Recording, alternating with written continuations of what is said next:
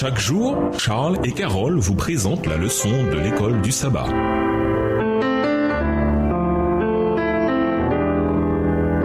Bienvenue à votre émission Dieu nous parle. Nous voilà à la leçon de mardi, la foi et la nouvelle naissance. Lisons Jean 1, les versets 12 et 13. Quelles sont les étapes que suit celui qui devient chrétien? Jean 1, les versets 12 et 13. Mais à tous ceux qui l'ont reçu, à ceux qui croient en son nom, elle a donné le pouvoir de devenir enfants de Dieu, lesquels sont nés non du sang, ni de la volonté de la chair, ni de la volonté de l'homme, mais de Dieu. Jean a écrit son évangile pour que l'on croie en Jésus et qu'en croyant, nous ayons la vie éternelle en son nom. Jean 20, verset 31. Dans Jean 1, les versets 12 et 13, ce processus est décrit en deux étapes. D'abord, nous le recevons, c'est-à-dire nous croyons en lui. Ensuite, il nous donne l'autorité et le pouvoir de devenir enfants de Dieu, nés de Dieu, d'après le verset 13. Il y a donc à la fois un aspect humain et un aspect divin à la fois. Nous devons agir par la foi, recevoir Christ et être réceptifs à la lumière, mais c'est lui qui régénère le cœur. En réalité, la foi elle-même est un don de Dieu que l'on reçoit quand on entend sa parole. Romains 10, verset 17. Pour avoir une vraie foi vivante en Christ, nous devons le connaître tel qu'il est représenté dans la parole. Citation écrite par Ellen G. White dans Fundamentals of Christian Education à la page 433. L'esprit qui agit sur l'intelligence humaine et l'éclair est aussi celui qui crée la foi en Dieu. Extrait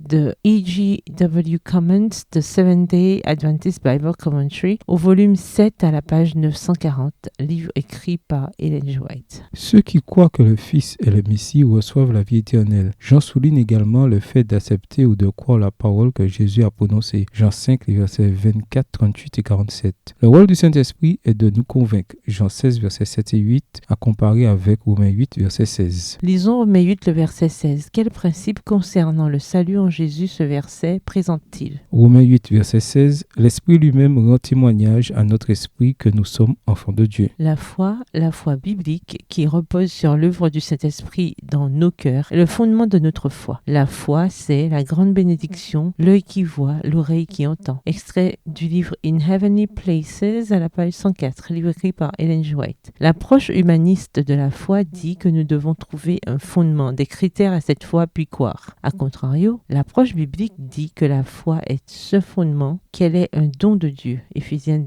2, le verset 8, 1 Corinthiens 1, les versets 17 à 24, 1 Corinthiens 2, les versets 1 à 6. Nous commençons par le fondement de la foi et à partir de là, nous grandissons en progression et en grâce. Si quelqu'un vous demandait sur quoi est fondée votre foi, que répondriez-vous? Au revoir. Et à demain si Dieu veut. Dieu nous parle. Chaque jour, Charles et Carole vous présentent la leçon de l'école du sabbat.